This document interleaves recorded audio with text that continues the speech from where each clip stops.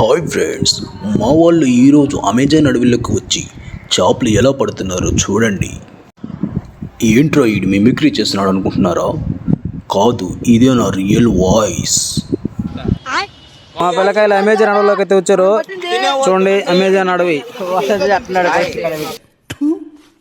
ఈ అమెజాన్ అడవిలోకి వచ్చి పొట్టకుట్టు కోసం వాళ్ళు చేస్తున్న కష్టం చూడండి.